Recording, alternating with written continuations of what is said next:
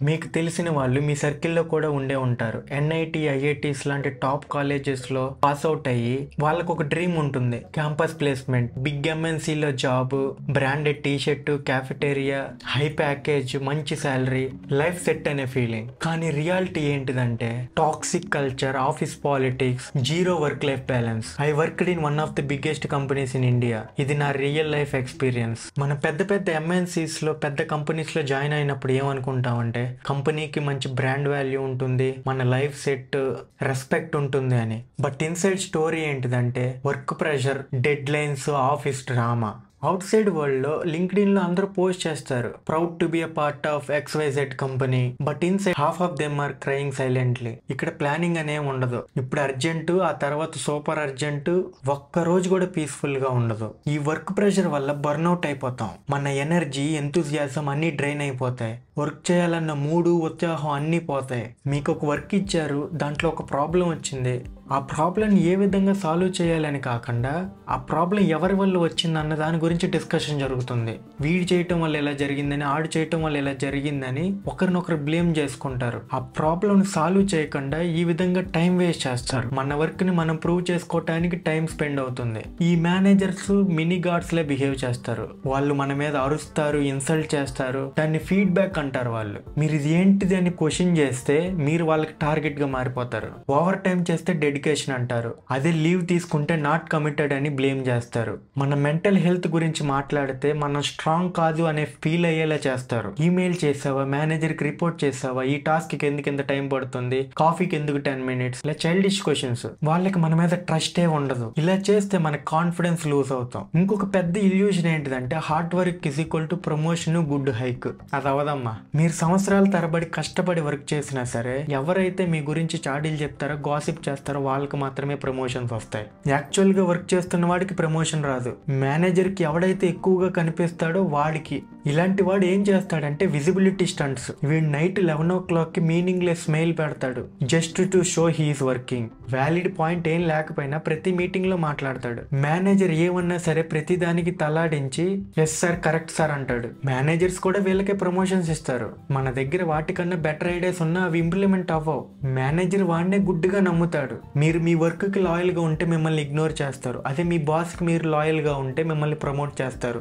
Manager కి team లో ఎవరు ఏం చేస్తున్నారు, ఎవడు ఎప్పుడు రిజైన్ పెట్టబోతున్నాడు, టీమ్ లో ఏం డిస్కషన్ జరుగుతున్నాయి, ఎవరు మేనేజర్ గురించి తప్పుగా అనుకుంటున్నారు, ఇవన్నీ రిపోర్ట్ చేసేవాడు వీళ్ళకి ఒక పెద్ద అసెట్. వాడే మేనేజర్ పెట్, మేనేజర్ చెంచా.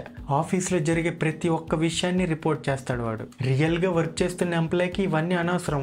వాడి పని చేసుకుంటాడు. కానీ ఆ వర్క్ మేనేజర్ కి తెలియదు. సో ప్రమోషన్ గాసిప్ చేసేవాడికి వస్తుంది, వర్క్ చేసిన వాడికి కాదు. ఇందులో ఐరనీ ఏంటిదంటే మన జాబ్ సెక్యూరిటీ, ప్రమోషన్ మన కొలీగ్ గాసిప్ మీద డిపెండ్ అవుతుంది. అప్రైజల్ టైంలో మేనేజర్ చెప్తాడు బడ్జెట్ టైట్ గా ఉందని. అదే 2 నెలల తర్వాత డబల్ శాలరీకి కొత్త మేనేజర్ ని హైర్ చేసుకుంటారు. అదేదో ఉన్నవాడికి ఇస్తే వాడే ఇంకా మంచిగా పనిచేస్తాడన్న లాజిక్ మిస్ అవుతారు వీళ్ళు. 1 line లో చెప్పాలంటే టాలెంట్ కాదు, పాలిటిక్స్ కి ప్రమోషన్ ఉంటుంది. చాలా మంది 1 to 2 years లో 30 to 40% హైక్ ఎక్స్పెక్ట్ చేస్తారు. కానీ రియాలిటీలో స్టాండర్డ్ ఇంక్రిమెంట్ 6 to 8% మాత్రమే. వేరియబుల్ పే అని అదని ఇదని వచ్చే శాలరీ కంటే ఎక్కువ కటింగ్స్ ఉంటాయి. దీనికన్నా ఇన్ఫ్లేషన్ రేటే ఎక్కువ ఉంది. ఇంకొక హార్ష్ ట్రూత్ ఏంటిదంటే language and region bias. Global company అంటారు కానీ గ్రౌండ్ లెవెల్లో అంతా గ్రూప్స్ ఫామ్ అవుతాయి. మీరు క్యాంటీన్ లో చూసుకుంటే తమిళ్ వాళ్ళంతా ఒక టేబుల్, తెలుగు వాళ్ళంతా ఒక టేబుల్, నార్త్ వాళ్ళంతా ఒక టేబుల్. అండ్ ఆ టేబుల్లోనే unofficial discussions, project openings, news, inside news అన్ని జరుగుతాయి. సో మీకు ఆ లాంగ్వేజ్ రాలేదు అంటే మీ గ్రోత్ స్లో అవ్వచ్చు. కొన్నిసార్లు ఏం జరుగుతుందంటే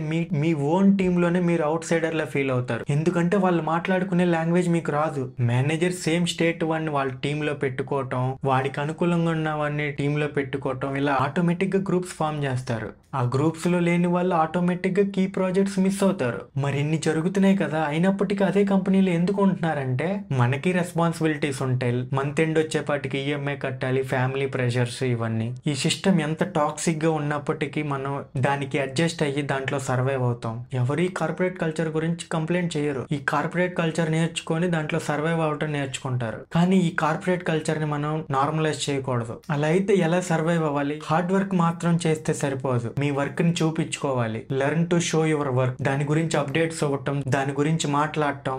మీ ఆఫీస్ లోనే ఒక మెంటర్ ని ఫైండ్ చేయండి. తను మిమ్మల్ని గైడ్ చేస్తాడు. అంతేకాదు మీ ఆఫీస్ లో వీలైనంత ఎక్కువ మందితో మాట్లాడండి. మీకు ఎంత పెద్ద నెట్వర్క్ ఉంటే మీకు అంత మంచి ఆపర్చునిటీస్ వస్తాయి. Your network is your network. Me achievements, manager promises ఇవన్నీ మెయిల్స్ లో పెట్టుకోండి. మీ అప్రైజల్స్ టైంలో ఇవన్నీ యూజ్ అవుతాయి. ఒక కంపెనీకి లాయల్ గా ఉండటం మంచిదే, కానీ ఫూలిష్ గా మాత్రం ఉండకండి. మార్కెట్ లో చూస్తూ ఉండండి. బిగ్గెస్ట్ హైక్ కానీ మంచి ఆపర్చునిటీ వస్తే జంప్ చేయండి. కంపెనీ స్విచ్ అవటంలో ఎలాంటి తప్పు లేదు. Set boundaries. మీ ఆఫీస్ టైం ఎప్పటి వరకు అయితే అప్పటి వరకు మాత్రమే వర్క్ చేయండి. నైట్ 2 o'clock వరకు వర్క్ చేయాల్సిన అవసరం లేదు. Your mental health is more important than any project. Remember you are a person, not just a resource.